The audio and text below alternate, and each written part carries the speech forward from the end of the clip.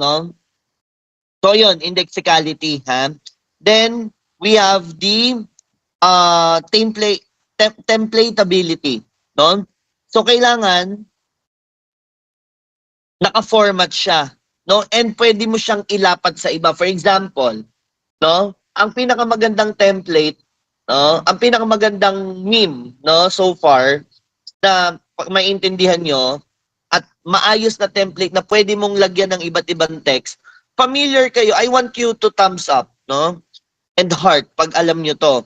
Naalala nyo yung isang batang babaeng maputi na yung ngiti niya is parang demonic smile tapos may nasusunog na bahay sa likod? 'Di ba? Pwedeng-pwedeng yung gamitin 'yon, no? Tulad na lang ng bahay yan ng huling nang bagsak sa akin eh. 'Di ba? Post nyo yun, tignan mo, papasakit ah.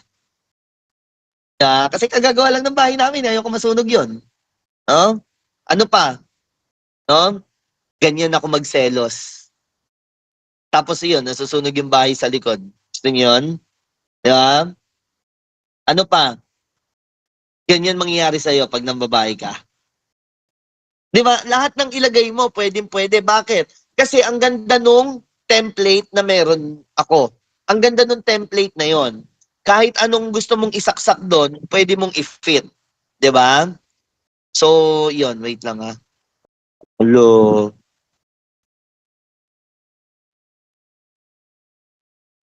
Nag-cancel pala.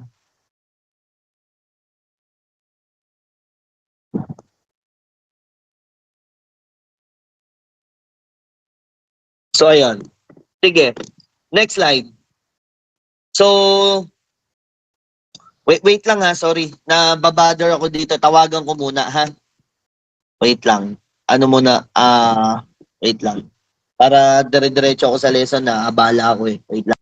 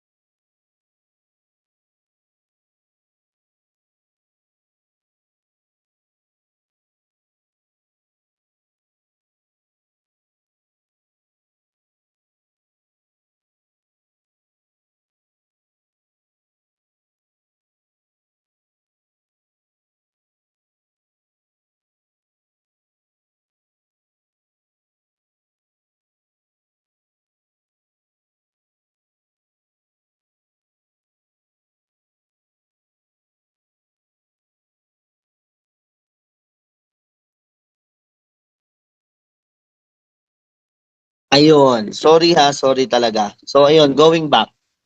So, game. So, technology has a huge impact to communication. No, hindi lang sa communication, hindi lang sa pang-araw-araw nating pag-uusap, hindi lang sa socialization, hindi lang sa meme, kundi na rin sa business, no?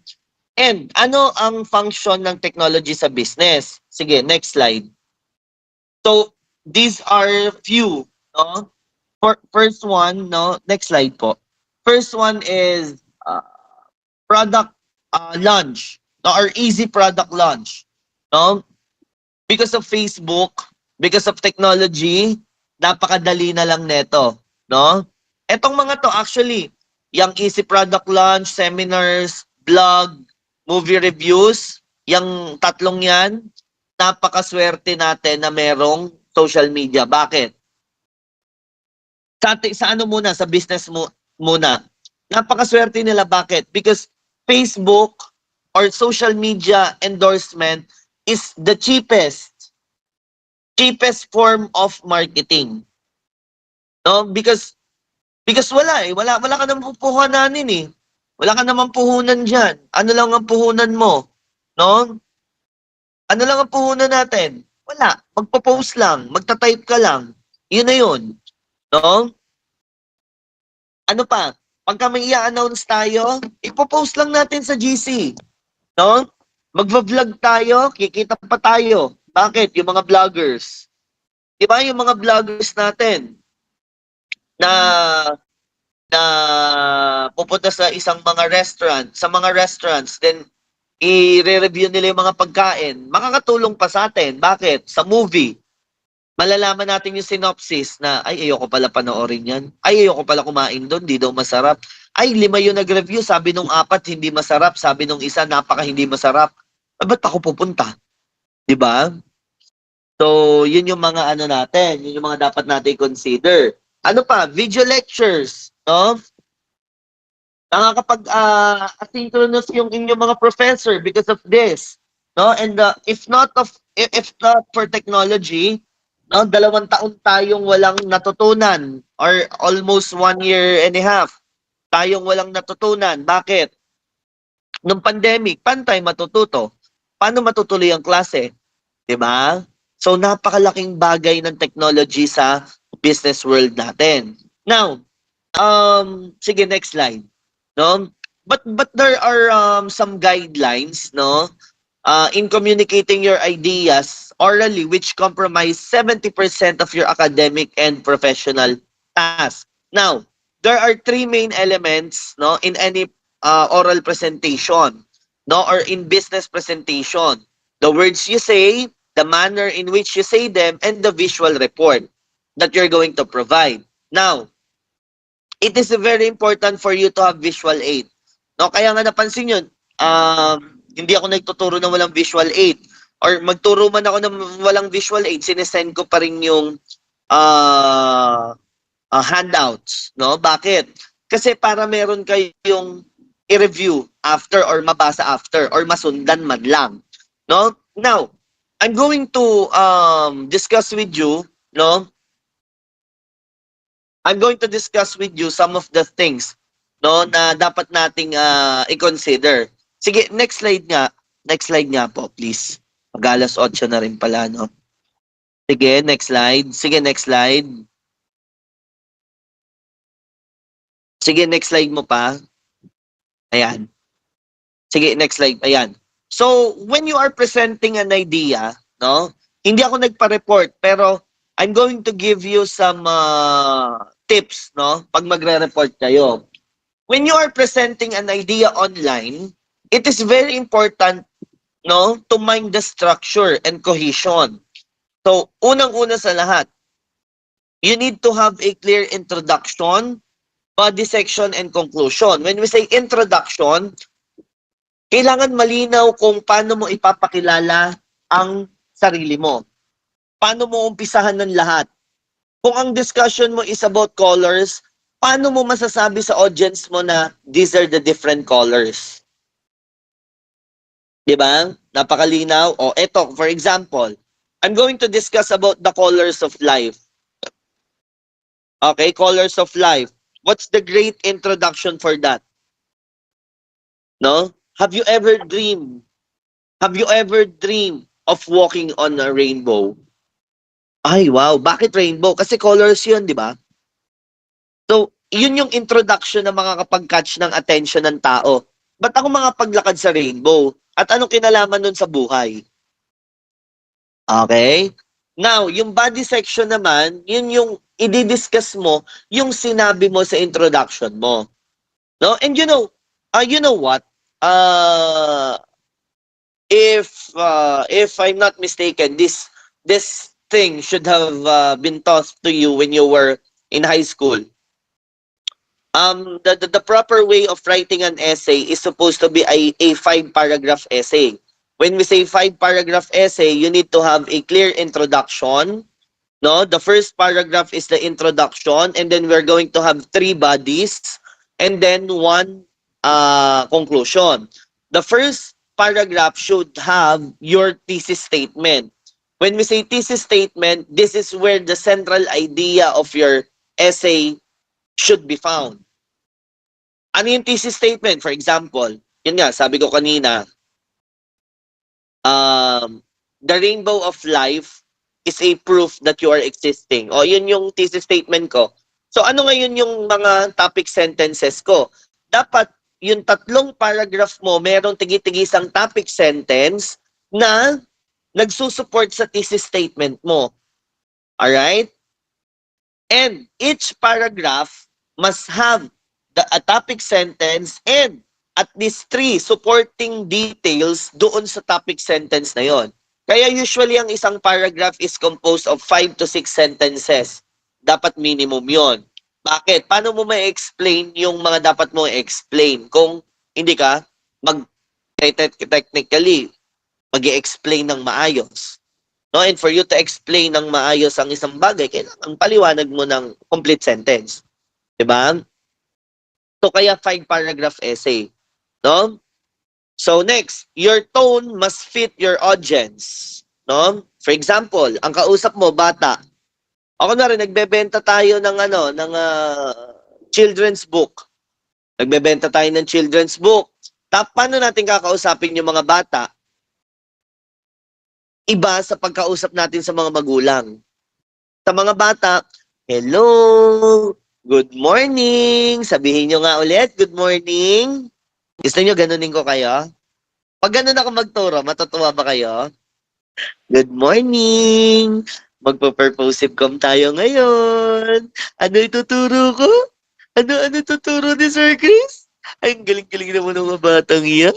Ang cute-cute. Di ba? So, ganun pagka bata, pagka mga pre. Pero pagka mga magulang nila, gaganunin mo ba yun? Oh, mommy na yun, cute-cute, bili ka na ng libro. Di ba? Hindi pwede. Dapat iba yung approach mo. Dapat medyo professional na may lambing. Ay, mother. Ay, opo, napakaganda po nitong children's book na ino-offer namin. Bagay na bagay po sa anak nyo kasi nasa developing stage pa lang po siya. And as you can see, all the colors are present in our book. Dapat ganon, di ba? O, pagka-professional, pagka talaga mga business corporate world, if you're asked in English, you speak in English. If you're asked in Filipino, speak in Filipino. How are you today? Alam mo, sumagot ka, mabuti ako, ikaw. Hindi pwede. If you're being asked in English, you answer in English. How are you doing today? I'm fine. I'm totally fine. How about you? Diba?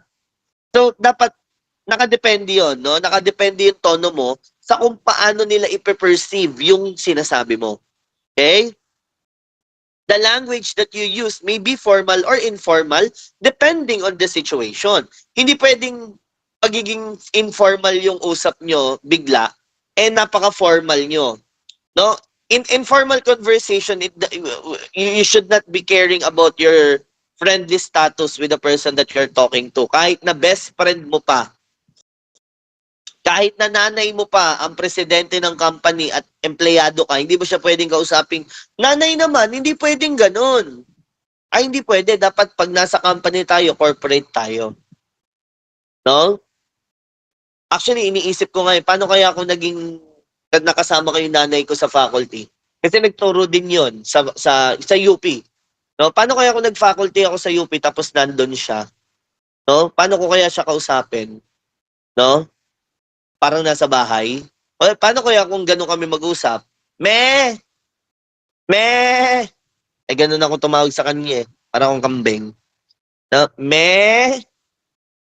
No, gano'nin ko kaya, no? No, nasa klase. Bigla akong pumasok. Me! Tawag ka ni Dean. Diba? So, dapat, formal, depende sa lugar. Okay? Informal, depende rin sa lugar and sa situation. Be sure to define all the terms that is unfamiliar to your audience. Pag meron silang hindi maintindihan, alam mong hindi nila maintindihan, explain. Kaya nga sabi ko nga sa inyo, in purposive communication, the purpose why we are communicating is for us to be understood. So, you need to use general terms. Kaya nga ina-avoid ang slang, saka yung mga jargon. Kasi hindi lahat ng tao alam yan. Okay? Next slide. So, design of your visual support material. Next slide. Tuturuan ko kayo gumawa ng PowerPoint na malupit, yung humahagupit. No? Ito yung mga dapat nyo i-consider. Unang-una sa lahat, the design of your PowerPoint, no, or visual presentation must be simple and professional. Kita niyo yung background ko, napakalamig sa mata, di ba? May nanakit ba mata sa inyo habang nakatingin sa slides? Wala naman. No? Bakit? Simpleng-simple. No? Gusto ko lang magkaroon ng konting light, no? Konting shadow. Yan. Black and white. Use sans serif, Arial, no? Times New Roman, no? Naka sans serif lang kasi ako ngayon. Pero yun yung mga pwede. No? Make sure that your point is at least 20. Bakit? Pagka sa Word, 12, 11 or 12 ang standard. Pagka naman sa PowerPoint, 20 ang standard. Bakit? Para makita. Huwag kayong gagamit ng chiller 12. No? Diyos ko, tawan-tawa ako. May gumamit ng chiller talaga. Kaya laging example ko yun. No? May gumamit ng chiller. Nagpasa sa akin ng essay. Ano to? Halloween special? Diba? So, ayun. Okay? Use high contrast color scheme. Ito yung tatandaan ninyo lagi, ha? Tatandaan ninyo lagi ito. Pagka light ang background ninyo, dapat dark ang text nyo. Pagka dark ang background ninyo, light ang text ninyo. Okay? Parang sa damit yan. Tandaan nyo to. Pag ang top mo, light, dapat ang pants mo dark. Ang sapatos mo, pwedeng dark, pwedeng light. Basta magka-contrast sila. Hindi pwedeng naka-light ka na polo, naka-light ka na pantalon, naka-light ka na sapatos. Stoplight yarn. No? Dapat medyo may pambalance. No? Lagi kang merong isang color na parang division na magkaroon ng focus. Well, maganda yung all white. No? Maganda yung all white. Maganda rin yung all black. No? Pero in some occasions. Pero in your daily life, kailangan balance ang suot mo. No? Huwag ka magsusuot ng kulay green, neon green na jersey. No? Neon pink na shorts. Tapos, neon orange na sapatos. Anong itsura mo nun? Ano ka, code ng MMDA? Para hindi maaksidente yung mga tao sa harap mo? Diba? So, yun yung mga dapat nyo i-consider. Next, each slide must have one main point. Dapat bawat slide, isa lang ang main point. Hindi pwedeng iba-iba yung pinag-uusapan natin. No? Dapat sa isang slide, ito lang ang topic, ito lang ang pinag-uusapan natin. Okay? Bullet points, no, are preferred. Dapat naka-bullet type tayo. Kung meron tayong gustong i-discuss, i-bullet type natin. Okay? Text must be relevant and simple. Then, graph and chart must be presented to present complex information. Pagka ang ipe-present natin ay data, pag ipe-present natin ng numbers, dapat maayos ang ating presentation. Meron tayong comparison charts. Meron tayong percentage graph. Dapat ganyan. Okay? Next slide. Sige, next slide. Okay, language register. No? Ito yung mga different language registers na dapat ninyong tandaan. Actually, 5 lang naman yan. So, formal register, these are type of language register usually follows a commonly accepted format. Saan ginagamit ang formal register? Usually ginagamit yan dito sa academe. No, usually ginagamit yan sa academe, no? And then sa mga conventions, sa mga business planning, no? Business presentations. Okay? Consultative register, this is a formal and societal expectations. No? Consultative. Ano usually yan? Paano natin kinakausap yung doctors natin? No?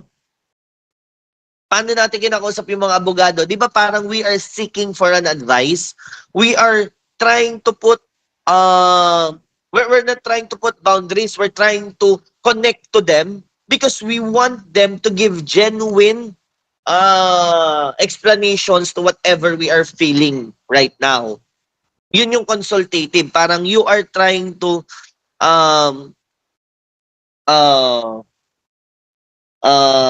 parang have some feedback about this specific topic. I'm going to give you what I have, and then you listen to me, and then after that, no, you give me whatever things that you think will be good for me. No? Parang nagpapa-check up ka, Dok, ito mga nararamdaman ko.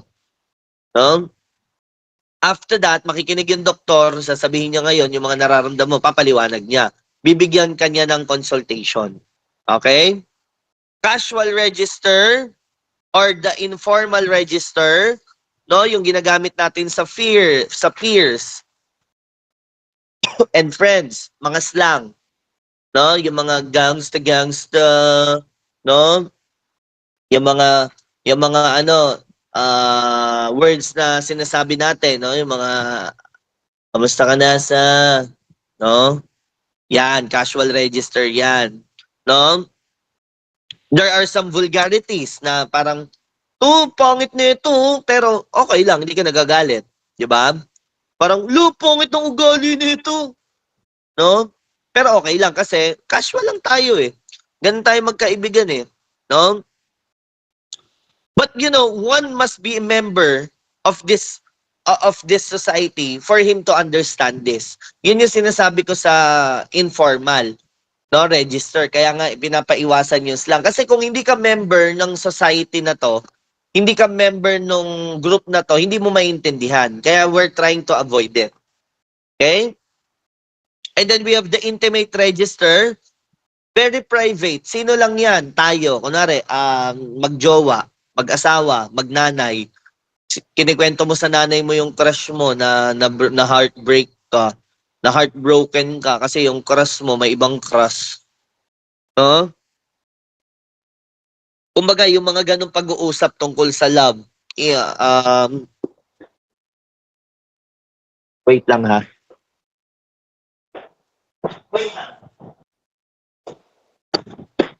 So, ayan. Tungkol sa love. Ayan. Then the last one is the static register. No? This style of communication is rarely or never change. No, hindi siya nag-iiba. Ano 'yan? Lord's Prayer. Ano yung alam niyo na prayer? No? Most likely alam pa rin 'yan ng mga medyo matatanda or ng mga bata. No, tuwing nagdadasal na bago kumain. 'Di ba? Ano pa? Paggising, no? May mga dasal na doon, 'di ba? Kumbaga, di ba naka-format? Kumbaga, yun yung pinapadasal sa atin, no? Ano pa? Yun. Yung Philippine Constitution, no? Hindi na mababago yan. Well, technically, pwedeng mabago, pero pag binago mo yan, no, kailangan may proof na babag mo or may proof na nag-usap-usapan lahat para mabago to. Okay? So, yan. Okay? Communication and technology. So far, do you have any questions? So far, do you have any questions ba, my dear brothers and sisters? Wala? You sure? Sige. Kung wala na kayong questions, ito yung nakakalimutan ko lagi eh. Pwede ba tayo mag-ano, ano pala tayo, documentation tayo na naka-open cam yung pwede, no? Yan. Documentation tayo ng naka-open cam yung mga pwedeng mag-open cam. Ha? So, can I ask someone from the class to do the documentation? May naka-open cam ba? Ayan, dalawa na kami.